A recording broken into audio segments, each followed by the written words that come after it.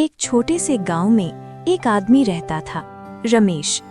उसकी पहली पत्नी की मृत्यु हो चुकी थी।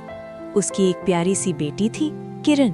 कुछ समय बाद रमेश ने दूसरी शादी कर ली। नई पत्नी का नाम था शांति और उसका एक बेटा था, मुकेश। किरण, अब से मैं तुम्हारी माँ हूँ, समझी? जी माँ। माँ, ये मेरे खिलौनों को हाथ तो नहीं लगाएगी ना? किरण, तुम मुकेश की चीजों को हाथ नहीं लगाओगी, समझ गई? जी। पहले ही दिन से फर्क साफ दिखने लगा। किरण, उठो जल्दी, सारा काम पड़ा है। माँ, अभी तो सुबह ही हुई है। ज्यादा बहाने मत बनाओ, जाओ पानी भरो, झाड़ू लगाओ और खाना बनाओ। माँ, मुझे दूध दे दो, मैं अभी सोऊंगा। अरे मेरा राजा बेटा, ये लो दूध, आराम करो। किरण सब कुछ चुपचाप सहती रही। माँ, अगर आप होती तो मुझे इतना काम नहीं करना पड़ता, मुझे इतना अकेला नहीं महसूस होता। तभी मुकेश आता है। क्या हुआ, रो क्यों रही हो? तुम तो नौकरानी हो इस घर की। मैं नौकरानी नहीं हूँ, मैं भी इस घर की बेटी हूँ। तुम बेटी? मेरी माँ तुम्हें कभी अपनी बेटी नहीं मानेगी।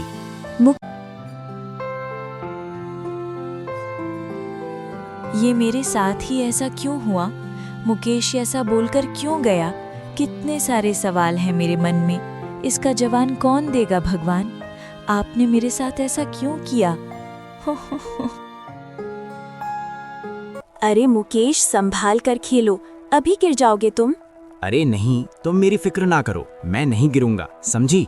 अपना काम करो, नौकरानी कहीं की। मुकेश छत से गिरने ही वाला था, लेकिन किरण ने उसे बचा लिया। दीदी, अगर तुम नहीं होती तो? तभी शांति वहां पहुंचती है। ये क्या हो रहा था यहाँ? दीदी, मैं गिरने वाला था। शांति तुरंत किरण की तरफ घूरती है।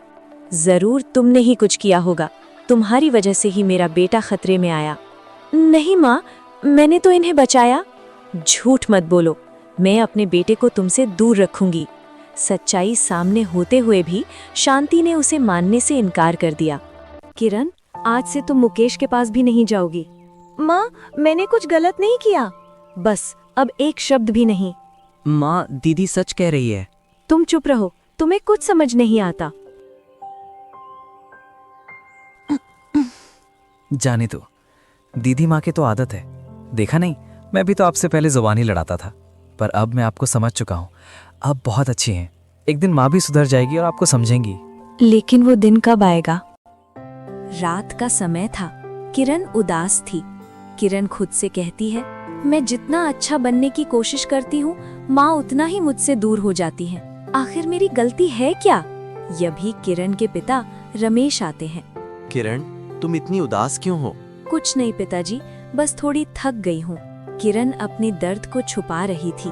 दिन भर बैठी रहती है, लगता है इसको कोई काम ही नहीं है। ये लो मटका, जाओ पानी भर के ले आओ। पूरा भर कर ही आना, थोड़ा सा भी मटका खाली नहीं रहना चाहिए। माँ, मैं कहाँ दिन भर बैठी रहती हूँ, दिन भर तो काम ही करती रहती हूँ। आप जो भी काम बताती हैं उन सब कामों को मैं करती हूँ, फिर भी आप बोल रही हैं मैं बैठी रहती हूँ। चुप करो, अब क्या तुम मुझसे जवान लड़ाओगी? यही संस्कार देकर गई है तुम्हारी माँ। जी माँ, मुझे माफ करिएगा, ये लीजिए मटका, मैं पानी लेकर आती हूँ। इतना बोलकर वो पानी भरने के लिए चली गई।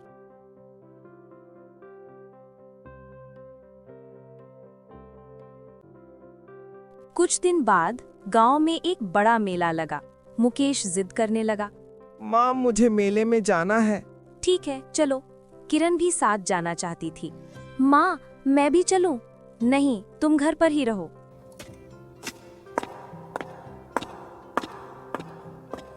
पता नहीं कब मेरी ये माँ प्यार करेगी मुझे। मैं तो इनकी सारी बात भी मानती हूँ, फिर भी मुझे प्यार नहीं करती है। माँ, कहाँ चले गई आप? आपकी याद मुझे बहुत ज्यादा आती है। मैं बहुत अकेली हो गई हूँ माँ। माँ, आप मेरी बात सुन रही हैं ना? माँ। मेले में बहुत भीड़ थी। अचानक मुकेश भीड़ में खो गया। माँ, माँ। मुकेश, मेरा बेटा कहाँ गया? गांव में खबर पहुंचती है। रमेश जी, आपका बेटा मेले में खो गया है। किरण ये सुनते ही दौड़ पड़ती है। मुझे मुकेश को ढूंढना होगा। दीदी, अगर आप नहीं आती तो मैं तो मेले में ही खो जाता। अरे नहीं मेरे भाई, मैं तुम्हें मेले में खोने नहीं देती। मैं तुमको कैसे भी ढूंढ लेती। नहीं दीदी, अगर आप नहीं आती तो मैं तो कहीं गुम ही हो जाता। चुप रहो तुम दोनों। तुम्हें तुम्हारी दीदी ने नहीं, मैंने ढूंढा है। अगर मैं ना होती तो तुम दोनों नहीं घर आते। लेकिन माँ, दीदी ने ढूंढा है मुझे। आप दीदी से इतना नफरत क्यों करती हो माँ? कोई शौक नहीं है मुझे इससे नफरत करने की, लेकिन मैं क्या करूं, ये इसकी आदतें ही नहीं है अच्छी।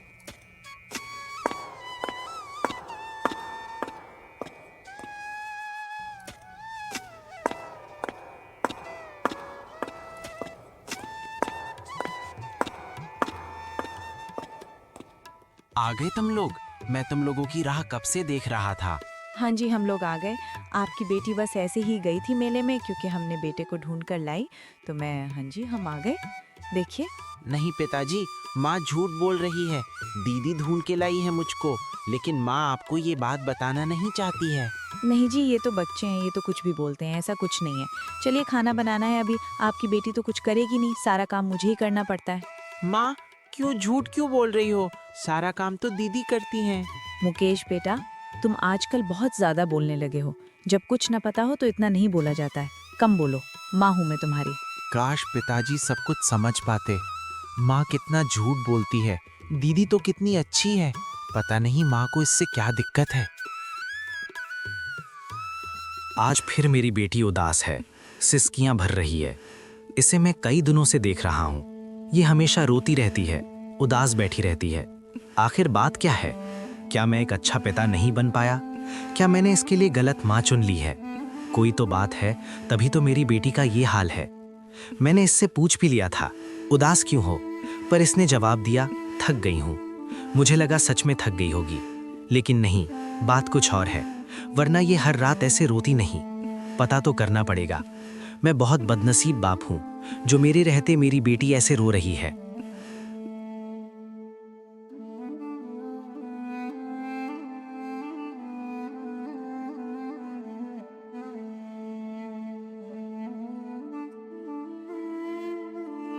कौन है?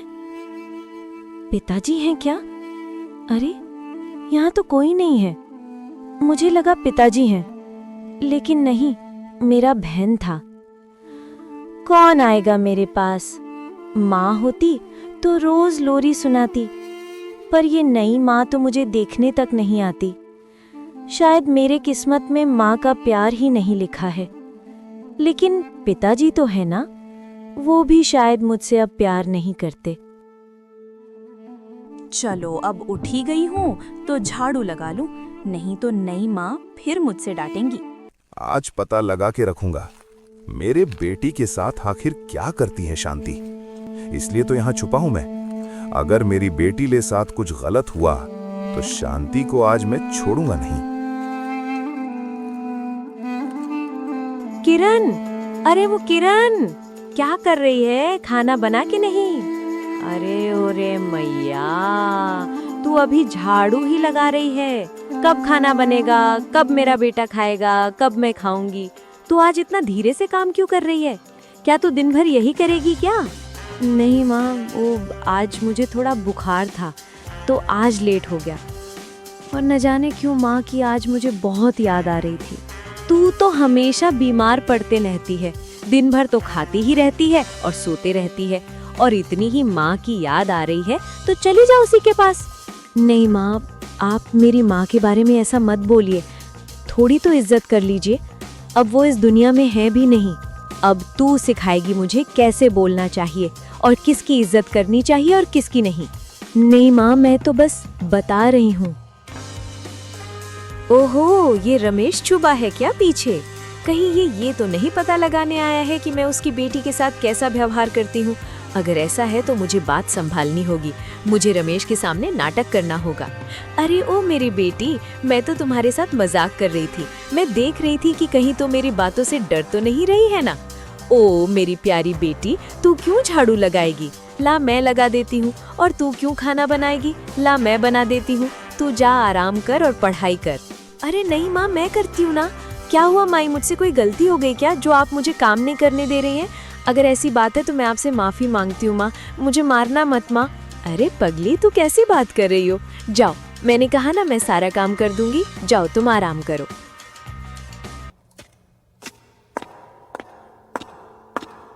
ये क्या था? शांति कुछ समझ ही नहीं आ रही है। अभी तो मेरी बेटी को भला बुरा कह रही थी और अचानक से कैसे उसका गुस्सा प्यार में बदल गया।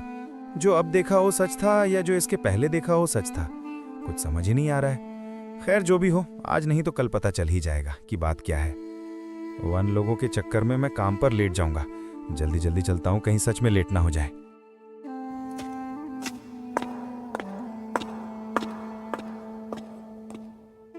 मुकेश, मुकेश जरा मेरे सर से लकड़ियाँ उतारना, मुझे चक्कर आने वाला है।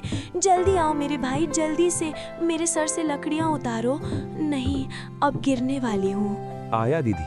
अरे ओ दीदी, जब तुम्हारी तबीयत खराब है तो तुम इतना काम क्यों कर रही हो? माँ को क्यों नहीं बोल देती, वो कर लेगी सारा काम। वैसे भी वो तो दिन भर बैठी रहती है। अरे दीदी, तुम्हें तो बुखार है, लग रहा है डॉक्टर को बुलाना पड़ेगा। अरे नहीं मुकेश, नहीं नहीं, माँ को मत बताना मैं तुम्हें लकड़ियाँ उतारने को बोले, वरना वो मुझे बहुत मारेंगे। और उन्हें मेरी तबीयत के बारे में बिल्कुल मत बताना, नहीं तो वो मुझे घर से निकाल देंगे और मैं कहाँ जाऊँगी। ऐसे क्यों बोल रही हो दीदी? देखो, तुम्हारा शरीर तप रहा है। अगर टाइम से तुम्हारी चेकअप नहीं हुई तो तुम्हें कुछ भी हो सकता है। चलो, माँ को नहीं, पिताजी को तो बता ही सकते हैं। क्यों रे कलमुही, तूने मेरे बेटे से काम करवाया? आज मैं तुझे छोड़ूंगी नहीं। आज मैं तुम्हें इस वक्त सिखा के रहूंगी। तुम्हें बिल्कुल समझ नहीं आता कि छोटे भाई से काम नहीं करवाना चाहिए। अगर मेरे बेटे को चोट लग जाती तो? माँ, मैंने मुकेश से कोई काम नहीं करवाया, आपको कोई गलतफहमी हुई है। मुझे चक्कर आ रहे थे तो मैंने वो उसी से बोला कि वो लकड़ियाँ उतार दो मेरे सर से, और कुछ नहीं। माँ, मुझे मारना मत। हाँ, तो बस यही काम रह गया। तू जो बोलेगी वही ये करेगा। छोटी हो, मेरी माँ बनने की कोशिश ना करो। और तुम्हें इतना ही दुख है यहाँ, तो चली क्यों नहीं जाती अपनी माँ के पास? उस दिन मैंने तुम्हारे पिता की वजह से छोड़ दिया था, क्योंकि तुम्हारे पिता चुपके हमारी बातें सुन रहे थे। अगर उन्हें पता चलता कि तुमको मैं मारती हूँ तो मुझे घर से निकाल देते। लेकिन उस दिन का बदला मैं आज निकालूंगी। नहीं माँ, मुझे मारना मत। मैं पहले से बहुत थकी हुई हूँ और मुझे बुखार भी है। फिर भी मैं सारा काम कर दूंगी, लेकिन मुझे मारना मत माँ, क्योंकि बहुत दर्द होता है जब तुम मारती हो। तू सच बोल रही है? सारा काम करेगी? तो ठीक है, मैं तुम्हें आज छोड़ दे रही हूँ। लेकिन याद रहे, अगर टाइम से सारे काम पूरे नहीं हुए तो तुम्हारे पीठ पे डंडा जरूर गिरेगा। मैं तुम्हारी कोई अपनी माँ नहीं हूँ जो तुम्हें सीने से लगा कर रखूंगी। सौतेली माँ हूँ, सौतेली। ये बात तुम क्यों भूल जाती हो? अब चलो, काम पर लग जाओ। जी चलिए, मैं आती हूँ काम करने के लिए। हे भगवान, क्या तुम्हें मेरे ऊपर दया नहीं आती? इतनी छोटी लड़की को क्यों तड़पा रहे हो? ना बाप का प्यार मिल रहा है, ना माँ का प्यार मिल रहा है। जी नहीं करता है मुझे अब यहाँ रहने का। मन करता है कहीं चली जाऊँ मैं। दिन रात काम काम काम। माँ को तो काम के अलावा कुछ दिखाई नहीं देता। उनको समझ ही नहीं आता मैं कितनी छोटी बच्ची हूँ। आखिर मैं करूँ तो क्या करूँ?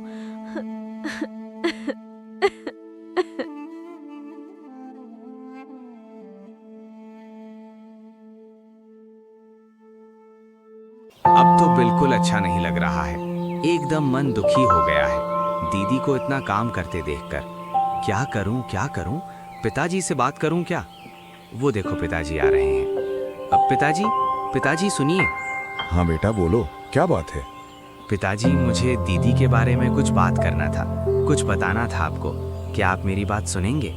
बेटा, भले तुम मेरी दूसरी बीवी के बेटे हो, पर मैं तुम्हें अपने बेटे से भी ज्यादा मानता हूँ, तो मैं तुम्हारी बात क्यों नहीं सुनूंगा। बोल प्यारे बेटे, क्या बोलना चाहते हो? पिताजी, माँ दीदी से बहुत काम करवाती है। दीदी दिन भर काम करते रह जाती है। माँ तो दीदी को ठीक से खाना भी नहीं देती है, ना ही दीदी को पढ़ने देती है। खुद तो दिन भर बिस्तर पर लेटी रहती है और दीदी से काम करवाती रहती है। कभी गाय को चारा डालना, बर्तन धोना, रोटियां बेलना, सब्जी बनाना, खाना पकाना और भी बहुत सारे काम, जो सारे काम दीदी ही करती है। माँ तो बिल्कुल भी काम नहीं करती है। अच्छा, इस बात के लिए मैं शांति को डांटूंगा, बोलूंगा कि वो भी काम किया करें। बस काम की ही बात है या फिर कोई और भी बात है? पिताजी, माँ दीदी पर हाथ भी उठाती है। सिर्फ हाथ नहीं, दीदी को बहुत मारती है। अगर खाना बनने में लेट हो गया तो भी मारती है। अगर बर्तन नहीं धुले हो तो भी मारती है। कभी कभी तो माँ के मारने से दीदी बीमार पड़ जाती है। अरे, इतना सब कुछ हो गया और मुझे तुम अब बता रहे हो? तुमने ये बात पहले दिन ही क्यों नहीं बताई? मुझसे अगर पहले दिन बता दिए होते तो आज शांति की इतनी हिम्मत न बढ़ती। क्या करूं पिताजी, दीदी ने मना किया था। दीदी ने कहा था अगर ये बात मैं आपसे बताऊंगा तो आप में और माँ में झगड़ा होगा और वो दीदी को अच्छा नहीं लगेगा, घर में कलेश बढ़ेगा। हे भगवान, मेरी बेटी अकेले सब सहती रही और मैं कुछ नहीं कर पाई। लेकिन बस अब बहुत हो गया, अब तो कुछ ना कुछ करना ही होगा। जी पिताजी, अब माँ को समझना ही होगा। तू फिर खाना बनाने में लेट कर रही है। तुम्हें मैं कितनी बार समझाऊं, खाना टाइम से बनाया करो, मुझे भूख लग जाती है। एक बार में तुम मेरी बात नहीं समझती हो क्या? कितने बार बोलूं मैं तुमको खाना जल्दी बनाने के लिए? तुम कब सुधरोगी? हाँ बोलो, कब सुधरोगी? नहीं माँ, मुझे मत मारो, छोड़ दो ना। नहीं। शांति, तुम ये क्या कर रही हो? मेरी बेटी को क्यों मार रही हो? छोड़ो इसे। निर्दयी कहीं की, तुम इतनी निर्दयी होगी मैं आज समझ पाया हूँ। जी आप कब आए? आप इतनी जल्दी कैसे आ गए? आप तो लेट से आने वाले थे ना, आप इतनी जल्दी कैसे आ गए? हाँ, मैं जल्दी आ गया हूँ। अगर मैं जल्दी नहीं आता तो तुम्हारी ये हरकत कैसे देख पाता, कैसे जान पाता कि तुम मेरी बेटी को कैसे रखती हो, कितना मारती हो। मुझे माफ करना मेरी बेटी, मैं आज अपनी ही नजरों में गिर गया हूँ। मुझे खुद पर शर्म आ रही है कि मैं तुम्हारे लिए ऐसी माँ चुनकर लाया। काश मैंने इससे शादी ही ना की होती तो आज ये दिन नहीं देखना पड़ता। मेरी प्यारी बेटी, मैं तुमसे जितना माफी मांगू उतना कम है। माफ कर दो मुझे मेरी बेटी। नहीं पिताजी, आप मुझसे माफी क्यों मांग रहे हैं? आप मुझसे बड़े हैं, मुझे आपसे माफी मांगनी चाहिए कि मैं आपको पहले ही सारी बात नहीं बताई। अगर बता दी होती तो आज ये दिन नहीं देखना पड़ता। नहीं नहीं किरण बेटी, नहीं। तुम्हारा दुख मैं ही नहीं देख पाया। दिन रात काम काम काम, और मैं इस औरत के लिए कमा रहा था जो मेरी बेटी का ही ध्यान नहीं रख पा रही थी। काश मैंने तुम्हारा ध्यान रखा होता तो तुम्हें आज इतनी परेशानी नहीं हुई होती, तुम आज इतना नहीं रो रही होती। और तुम शांति, निकल जाओ मेरे घर से। अब तुम्हारे लिए मेरे घर में कोई जगह नहीं है। और हाँ, जाना तो अपने बेटे को लेकर मत जाना, वो तुम्हारे जैसा नहीं है, वो यहीं रहेगा। ये जी नहीं, मुझे घर से मत निकालिए। मैं कहाँ जाऊंगी, कहाँ रहूंगी? मेरा मैका भी उतना बड़ा नहीं है कि मैं वहाँ रह सकूं। किरण के पापा, रहम करिए मुझ पे, घर से मत निकालिए। मैं सड़क पर नहीं रह पाऊंगी, मुझसे गलती हो गई, अब ये गलती दोबारा नहीं होगी। मुझे मत निकालिए घर से, मुझसे सड़क। चलो निकलो, तुम अब मेरे घर में नहीं रहोगी, चलो। नहीं, मुझे छोड़ दीजिए, मुझे घर से मत निकालिए, मुझे यहीं रहने दीजिए। पिताजी, जाने दीजिए, छोड़ दीजिए माँ को पछतावा हो रहा है, अब ऐसा गलती नहीं करेगी। जान दीजिए पिताजी, छोड़ दीजिए। नहीं बेटी, तुम नहीं जानती हो, कुत्ते की पूंछ कभी सीधी नहीं होती है, और ये भी उसी तरह कभी सुधरने वाली नहीं है। नहीं पिताजी, माँ की आंखों में है आंसू, पछतावे के आंसू हैं ये आंसू, झूठ नहीं है ना माँ? हाँ मेरी प्यारी बेटी, मुझे माफ कर दो। मैं तुम्हारे साथ अब वैसा बर्ताव कभी नहीं करूँगी।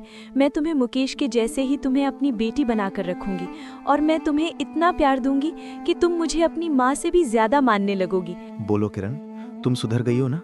अब तुम बुरा बर्ताव तो नहीं करोगी ना मेरी बेटी के साथ? देखो, मैं तुम्हें आखिरी मौका दे रहा हूँ और तुमसे कोई गलती नहीं होनी चाहिए, समझी? जी बिल्कुल, हम चारों एक साथ खुशी खुशी रहेंगे, और मैं अपने दोनों बेटा बेटी को बहुत ही ज्यादा प्यार करूंगी और घर के सारे काम भी करूंगी। अगर ऐसा है तो मुझे कोई दिक्कत नहीं है, तुम घर में रह सकती हो।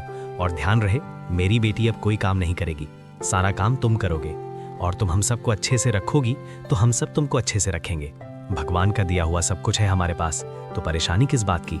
बस हमें आराम से मिलजुल के रहना होगा। इसके बाद रमेश का परिवार मिलजुल के रहने लगा। शांति किरण को अपनी बेटी की तरह मानने लगी और घर के सारे काम करने लगी। अगर आपको कहानी पसंद आई हो तो मेरे वीडियो को लाइक करें, वीडियो को शेयर करें और वीडियो पूरा देखें। चलिए मिलते हैं हम अगली मजेदार कहानी में। गीता कार्टून स्टोरीज में बने रहने के लिए धन्यवाद।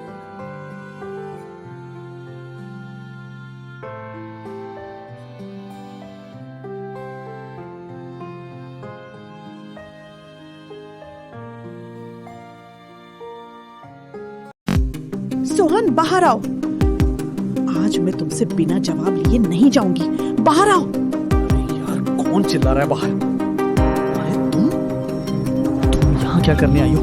जाओ यहाँ से। सोहन, मैं यहाँ से कैसे चली जाऊं? तुमने मेरी जिंदगी बर्बाद कर दी। पूछ रहे हो मैं यहाँ क्यों आई हूँ? आज बिना जवाब लिए मैं यहाँ से नहीं जाऊंगी। जाओ यहाँ से, नहीं तो अभी मेरे पिताजी देख लेंगे तुम्हें। क्यों जाऊं?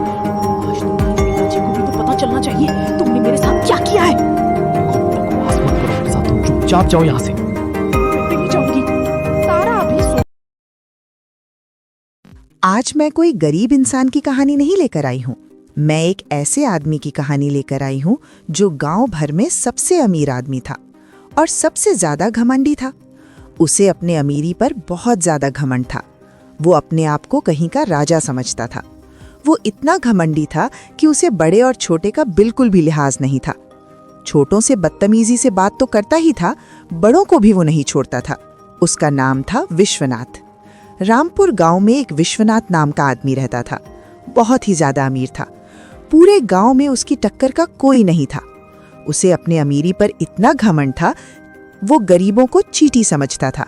बोलना था, ये गरीब लोग अपने आप को क्या समझते हैं? इनकी औकात क्या है? मैं इन्हें चींटियों के जैसे मसल दूंगा, चींटियों जैसे। उसकी बीवी का नाम था सीता। उसकी बीवी बहुत ही प्यारी और अच्छी थी। जी, इतना घमंड करना ठीक नहीं है। आपको किसी के बारे में ऐसा नहीं बोलना चाहिए। हम भी तो कभी गरीब थे। अरे गरीब मैं नहीं, गरीब तुम थी। तुम्हारा बाप था, तभी तो दहेज में 1 रुपया नहीं दे पाया। अरे हम गरीब थे तो क्या? अगर पिताजी को पता होता आप इतने बदतमीज हैं तो आपसे मेरी शादी ही नहीं कराते। तुमने कुछ कहा क्या? नहीं, मैं पूछ रही थी खाने में आप क्या खाएंगे? दाल रोटी? दाल रोटी? ये गरीबों का खाना मैं नहीं खाता। तुम शाही पनीर बनाना। जी जरूर। विश्वनाथ की एक बहुत ही प्यारी और सुंदर बेटी थी जिसका नाम तारा था। तारा पढ़ाई में तेज, खेल कूद में आगे और बहुत ही तेज लड़की थी। साथ में उसका स्वभाव भी बहुत अच्छा था।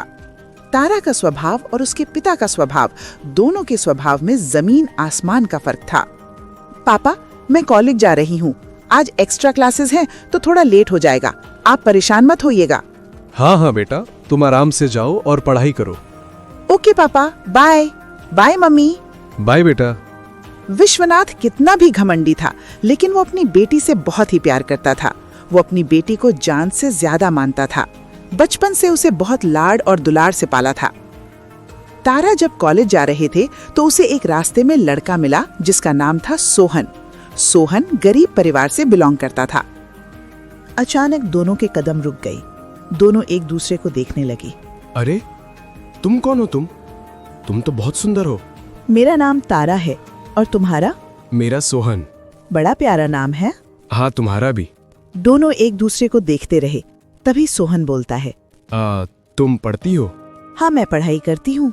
तुम भी तो पढ़ाई करते होगे। मैं तो पढ़ाई नहीं करता। मेरे नसीब में कहाँ पढ़ाई है। क्यों, क्या हुआ? तुम्हारे नसीब में पढ़ाई क्यों नहीं है? अरे मैडम, हम आपकी तरह अमीर थोड़ी हैं। अच्छा, इतना भी कोई गरीब होता है क्या जिसकी वजह से वो पढ़ाई ना कर सके? अरे मैम साहब, आपने अभी बाहर की दुनिया देखी ही कहाँ है। अच्छा, मैं चलता हूँ, मुझे बहुत सारा काम है।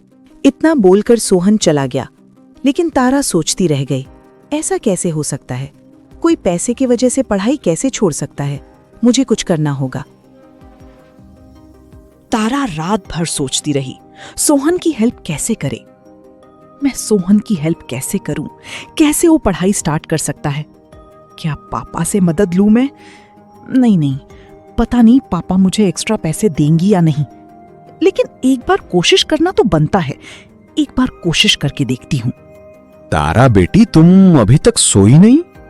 अच्छा, पढ़ाई कर रही हो। ठीक है, पढ़ो। पढ़ के टाइम से सो जाना। पिताजी, आपसे बात करनी थी। हाँ बेटी, बोलो, क्या बात करनी है? पिताजी, क्या हमें किसी गरीब की मदद करनी चाहिए? मान लीजिए अगर कोई पढ़ाई करना चाहता है, उसके पास पढ़ाई के पैसे नहीं हैं, तो क्या हम मदद कर सकते हैं? अरे तारा बेटी, तुम ये कैसे बात कर रही हो? तुम इन गरीबों के चक्करों में कैसे फंस गई? देखो तारा, तुम इन गरीबों के चक्करों में मत पड़ो और गरीबों से दूरी बना के रखो। तारा, मैं चाहता हूं तुम पढ़ लिख कर बहुत अमीर बनो ताकि ज्यादा पैसे तुम कमा सको, और इन गरीबों को अपने मुंह मत लगने देना। तारा अपने पिताजी की बात चुपचाप सुनती रही, और उनकी बात सुनकर वो बहुत ही उदास हो गई थी, क्योंकि तारा का मन बहुत ही सुंदर था, लोगों के बारे में बहुत ही अच्छा सोचती थी, लेकिन वो अपने पिता के सामने कुछ कह नहीं पाई, क्योंकि वो अपने पिता से बहुत डरती थी। पापा गरीबों के बारे में ऐसा क्यों सोचते हैं? आखिर वो भी तो इंसान होते हैं, उनके अंदर भी जान होती है। हाँ, दुनिया में कोई गरीब होता है, कोई अमीर होता है, लेकिन गरीबों के साथ पापा ऐसा व्यवहार क्यों करते हैं? पर मैं भी क्या करूं? पापा बड़े हैं, मैं इनको कैसे समझाऊं? इतना बोलकर तारा चुपचाप से उदासी के साथ सो गई। तारा कॉलेज जाने के लिए तैयार हो गई थी। उसने सोचा रोज की तरह आज भी सोहन रास्ते में मिलेगा तो मैं आज उससे बात करूंगी पढ़ाई के लिए, लेकिन उसके लिए पैसे चाहिए और मेरे पास पैसे हैं नहीं। लेकिन सोहन की मदद तो करनी पड़ेगी, पर कैसे? अब पिताजी, मुझे 10,000 रुपए चाहिए। 10,000? पर क्यों? मैंने तो तुम्हारी सारी फीस जमा कर दी है और कैंटीन का पैसा मैं जाकर दे आता हूँ। फिर तुम्हें पैसे क्यों चाहिए? विश्वनाथ ने आज तक तारा को पैसे देते वक्त कोई सवाल नहीं पूछा था, पर विश्वनाथ के मन में कहीं ना कहीं ये शंका था कि किसी की मदद करने के लिए पैसे मांग रही है। अब वो पिताजी, शॉपिंग किया बहुत ज्यादा दिन हो गया है, इसके लिए मैं पैसे मांग रही हूँ। अच्छा, शॉपिंग के लिए? तो फिर ठीक है, 10,000 ही क्यों, मैं तुम्हें 50,000 दे रहा हूँ। जो मर्जी वो खरीदना। तुम्हारे पिताजी के पास बहुत सारा पैसा है, सब तुम्हारा ही तो है। तारा खुश भी और साथ में दुखी भी हुई, क्योंकि उसे अपने पापा से झूठ बोलना अच्छा नहीं लग रहा था। पिताजी से झूठ नहीं बोलती, पर सच बोलूंगी तो आप पैसे नहीं देंगे, और किसी गरीब की मदद करना कोई पाप नहीं है। अरे तेहरा, क्या सोच रही हो? जाओ, मैंने तुम्हारे अकाउंट में 50,000 ट्रांसफर कर दिए। जाओ, एंजॉय करो और किसी बात की टेंशन न लेना। तुम्हारे पापा के पास बहुत पैसा है। जी पिताजी, धन्यवाद। इतना बोलकर तारा कॉलेज के लिए निकल गई। जब वो कॉलेज जा रही थी तो उसे रास्ते में सोहन मिला। सुनो, जरा इधर आना। कौन? मैं? हाँ, तुमसे ही कह रही हूँ, आओ ना इधर। हाँ बताओ, क्या कह रही हो मैडम जी? आज इस गरीब से क्या काम पड़ गया? पहले तुम मुझे मैडम कहना बंद करो। तुम मुझे मेरे नाम से बुलाओ, जो कि मेरा नाम है तारा। तुम तारा कहकर बुलाओ। जी मैडम जी, मेरा मतलब है तारा मैडम जी। अरे फिर मैडम, मुझे सिर्फ तारा कहकर बुलाओ। आप कहने की जरूरत नहीं है, मुझे सिर्फ तारा कहकर बुलाओ। ठीक है, मैं तुम्हें तारा ही कहकर बुलाऊंगा। हाँ तो बोलो तारा, क्या कह रही थी? ये हुई ना बात। आज से हम दोनों दोस्त, और दोस्ती के नाते मैं तुम्हारी मदद करना चाहती हूँ। प्रॉमिस करो तुम मना नहीं करोगे। ठीक है, बोलो क्या कहना चाहती हो?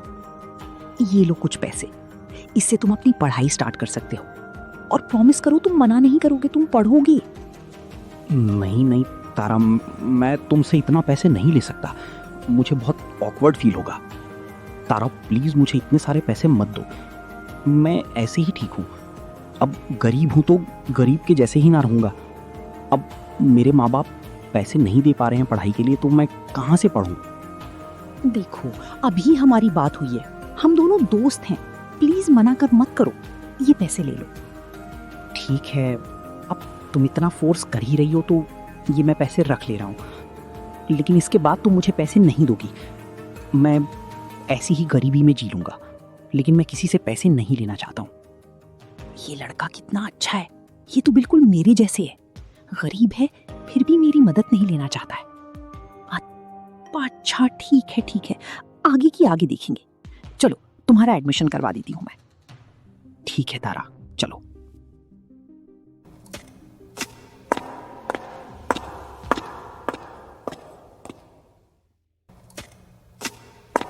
तारा और सोहन कॉलेज से साथ में घर आ रहे थे। दोनों काफी थके हुए थे। सोहन, तुम्हें आज का चैप्टर समझ आया? हाँ, मुझे तो बहुत अच्छे से समझ में आया। जब सर ने समझाया तब मैं एक ही बार में समझ गया था। सोहन, क्या मुझे तुम फिर से समझा सकते हो, क्योंकि मुझे थोड़ा सा कंफ्यूजन था। हाँ तारा, क्यों नहीं, चलो कहीं बैठ करके समझाता हूँ तुम्हें। हाँ, चलो पेड़ के नीचे वहां बैठते हैं, चेयर पर। सोहन, मुझे इतना अच्छा क्यों लग रहा है कि मुझे कहीं इससे सोहन को बात कर देखती हूँ। सोहन, मैं तुमसे कुछ कहना चाहती हूँ। तुम जब से मिले हो तुम पता नहीं क्यों अपने से लग रहे हो। हाँ तारा, मैं भी तुमसे यही कहना चाहता था, लेकिन ये नहीं हो सकता। मैं गरीब और तुम इतनी अमीर, कैसे हो सकता है? क्यों नहीं हो सकता? प्रेम में गरीब अमीर नहीं देखा जाता है सोहन, बस मन अच्छा होना चाहिए। नहीं तारा, तुम्हारे पिताजी ऐसा बिल्कुल नहीं होने देंगे। उन्हें भनक भी लगी तो तुम्हारा बाहर आना बंद कर देंगे। इसलिए हमें दोस्ती के अलावा कुछ नहीं सोचना चाहिए। हमारा रिश्ता बस दोस्ती तक ही रहने देना चाहिए। पर सोहन, मैं तुम्हें पसंद करने लगी हूं। पसंद करने लगी हो तो क्या हुआ? अपनी पसंद को यहीं पर विराम दो, क्योंकि इसका अंजाम अच्छा नहीं होगा। नहीं सोहन, अब मैं अपनी पसंद बदल नहीं सकती। अब तो शादी भी मैं तुम ही से करूंगी। अगर तुमसे ना हुई तो किसी और से कभी भी नहीं करूंगी। देखा तारा, पसंद तो मैं भी तुम्हें करता हूं, लेकिन मुझे मेरी गरीबी रोक रही है। और मुझे पता है, जब शादी करने की बारी आएगी तो तुम्हें तुम्हारा परिवार, तुम्हारे पिता, तुम्हारी माँ सब याद आने लगेंगे। नहीं सोहन, ऐसा बिल्कुल नहीं होगा। तो बताओ, क्या तुम अपने पिता को छोड़कर मेरे पास आ सकती हो? तारा गंभीर हो गई और मन ही मन सोचने लगी। सोहन सच बोल रहा है, पिताजी मेरी इससे शादी कभी नहीं करेंगे और मैं सोहन के बिना अब रह नहीं सकती।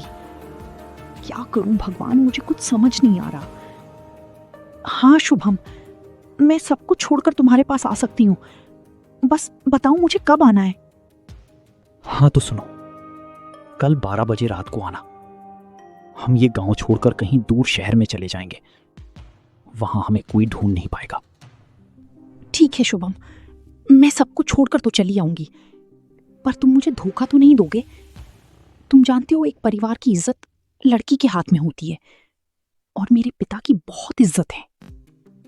ऐसा कुछ नहीं होगा तारा, तुम निश्चिंत रहो और मैं तुम्हें कभी धोखा नहीं दूं। ठीक है सोहन, मैं तुम पर भरोसा कर रही हूँ। और याद रहे, अगर तुमने मुझे धोखा दिया तो मैं कहीं की नहीं रहूंगी, बर्बाद हो जाऊंगी। अरे नहीं तारा, बस तुम 12 बजे इस जगह पर आ जाना जहां मैंने तुम्हें बुलाया है। उसके बाद से हम दोनों साथ में चलेंगे। ओके सोहन, तब चलो घर चलते हैं। बाय। तैयारी भी करनी है मुझे, सामान पैक करना है। हाँ ठीक है, चलो बाय।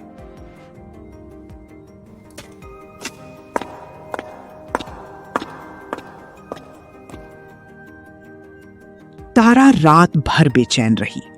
उसे नींद नहीं आ रही थी। उसे बार बार अपने माँ और पिताजी का ख्याल दिमाग में आ रहा था, क्योंकि वो उन्हें हमेशा के लिए छोड़कर जाने वाली थी। हे भगवान, मेरा सोहन के साथ जाने का फैसला सही तो है ना? कहीं मैं गलत तो नहीं कर रही? तभी 12 बजते ही घड़ी की घंटी बजती है। मुझे जाना होगा, सोहन मेरा इंतजार कर रहा होगा। तारा ने अपना बैग उठाया, बैग पैक किया और निकल गई सोहन के पास।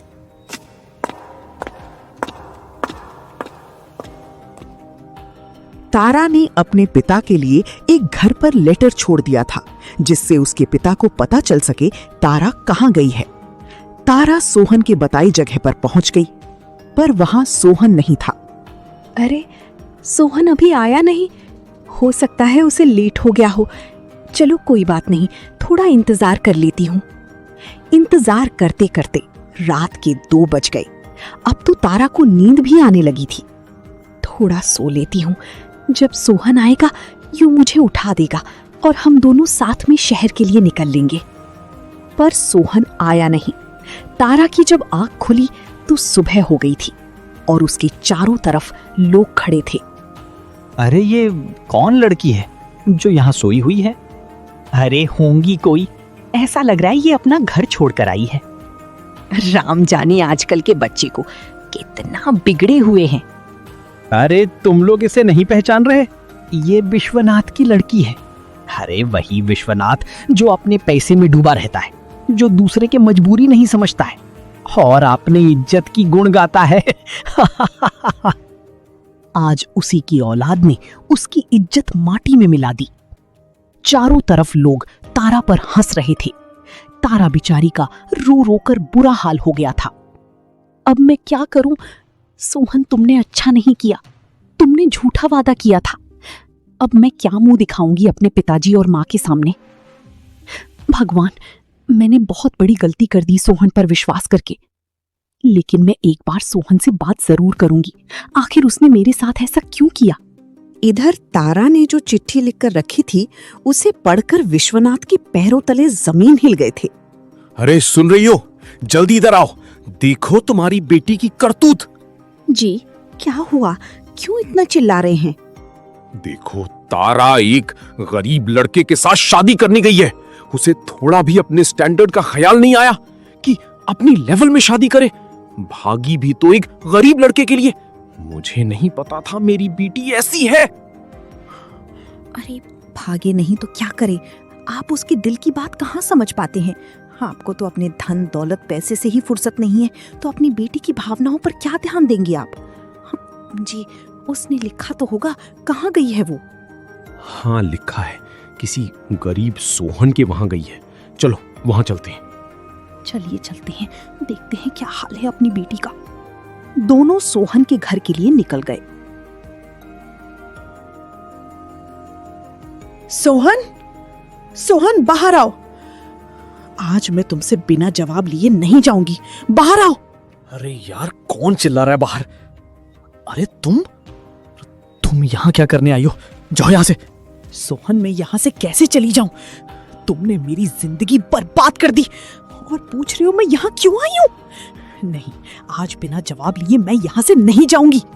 जाओ यहाँ से, नहीं तो अभी मेरे पिताजी देख लेंगे तुम्हें। क्यों जाऊं? आज तुम्हारे पिताजी को भी तो पता चलना चाहिए तुमने मेरे साथ क्या किया है। देखो, बकवास मत करो मेरे साथ, तुम चुपचाप जाओ यहाँ से। नहीं, मैं नहीं जाऊंगी। तारा अभी सोहन से बात कर ही रही थी, तब तक उसके माता पिता भी वहां पर आ गए। अरे, माँ और पिताजी भी यहाँ आ गए, ये कैसे? अच्छा हाँ, मैंने खत में यहाँ का पता दिया था। पिताजी, माँ। दूर हटो तारा, तुमने घर से भागकर ये साबित कर दिया तुम मेरी बेटी नहीं हो। नहीं पिताजी, ऐसा मत बोलिए, मुझे तो इस सोहन ने बहका दिया था। वहां के अगल बगल खड़े लोग विश्वनाथ का मजाक उड़ा रहे थे। बड़ा अमीर बनता है, इज्जत वाला बनता है, पैसे वाला बनता है। देखो, आज इसकी लड़की ने इसका सर झुका दिया, कहीं का नहीं छोड़ा। अरे जाने दो भैया, क्या कहोगे? इन्हें बस लोगों की गरीबी दिखाई देती है, अपने में कमी कुछ नहीं दिखाई देती है। देखा तारा, तुम्हारे वजह से कितना सुनना पड़ रहा है मुझे। कीड़े मकोड़े जैसे लोग मुझे बातें सुनाने लगे हैं। अब ये लड़का इस लड़की से शादी कर ले तो ही इस लड़की की जिंदगी बच सकती है, नहीं तो कौन करेगा इस लड़की से शादी? देखो सोहन, लोग मेरे बारे में कैसी कैसी बातें कर रहे हैं। चलो कहीं मंदिर में हम शादी कर लेते हैं। शादी? और तुमसे? तुम तो सपने देखो शादी की। सोहन, ये कैसी बातें कर रहे हो? तुमने मुझसे शादी का वादा किया था, तुम्हारे लिए मैं अपना सब घर छोड़ के आ गई थी और तुमने मुझे धोखा दिया। आखिर ऐसा क्यों किया तुमने? बताओ, कोई तो रीजन होगा ना? अगर रीजन सुनना ही चाहती हो तो सुनो, और अपने पिता से भी बोल दो वो भी कान खोल कर सुने, क्योंकि ये सब उन्हीं की वजह से हुआ है। जरा बाहर आइए तो। अरे ये तो हारिया है। ये तुम्हारा बाप है क्या है? हाँ, यही मेरा बाप है। पहचाना तुमने इसे? नहीं, मुझे याद नहीं। मैं गरीबों की खबर नहीं रखता। मैं इस बाप का बेटा हूं जो तुम्हारे घर मदद मांगने गया था, कुछ पैसे मांगने गया था, लेकिन तुमने इनकी मदद नहीं की। हाँ, तो पैसे हैं तो क्या मैं हर किसी की मदद करते रहूंगा? अरे हर किसी की मदद ना सही, पर किसी मजबूर की मदद कर देनी चाहिए। और मैं तो शहर से आ ही रहा था, मैं आकर तुम्हारे पैसे दे देता, लेकिन तुमने पैसे नहीं दिए। और तुम्हारी इसी बेवकूफ़ी की वजह से मेरी माँ और मेरी बहन इस दुनिया से चल बसी। चल बसी मतलब दोनों अब इस दुनिया में नहीं रहे, चले गए हैं भगवान के पास। अगर तुमने उसे दिन पैसे दे दिए होते तो आज मेरी माँ और मेरी बहन जिंदा होते, और तुम्हारी इसी रवैया की वजह से पूरा गांव भी परेशान रहता है। हे भगवान, मुझे क्या हो गया? कितना भी बुरा हूं, पर मैं किसी की जान नहीं लेना चाहता था। मुझे माफ कर दो सुहन, मुझे माफ कर दो हरिया। तुम्हारी माफी मांगने से मेरी माँ और मेरी बहन वापस तो नहीं आ जाएंगे ना? जाओ यहां से अपनी बेटी को लेकर। नहीं नहीं सुहन, मेरी बेटी को अपना लो। तुमने अगर मेरी बेटी को नहीं अपनाया तो मेरी बेटी से कोई शादी नहीं करेगा। मैं कहां लेकर इसे जाऊंगा? नहीं, मैं तारा से शादी नहीं करूंगा। तुम्हें भी तो पता चले, किसी अपने को तकलीफ होती है तो खुद पर क्या बीतती है। सोहन ने तारा से शादी करने से साफ मना कर दिया। तारा की माँ बापू से मिलते करते रहे, माफी मांगते रहे, लेकिन सुहानी उनकी एक ना सुनी। आखिरकार तारा के माँ बाप सोहन को मानते मानते हैं, लेकिन सोहन नहीं माना। तारा को विश्वनाथ और उसकी माँ घर लेकर चले गए, रोती रोती उदास होकर, और सोहन फिर शहर चला गया। इसलिए कहते हैं, जब कोई इंसान तुमसे मदद मांगने आए तो उसकी मदद कर देनी चाहिए, क्योंकि वो बहुत मजबूरी में तुम्हारे पास आता है। वो हर चीजों से हार गया होता है, तभी वो हाथ फैलाने किसी के सामने जाता है। लेकिन दुनिया में होते हैं कुछ विश्वनाथ जैसे लोग जो किसी की मदद नहीं करना चाहते हैं।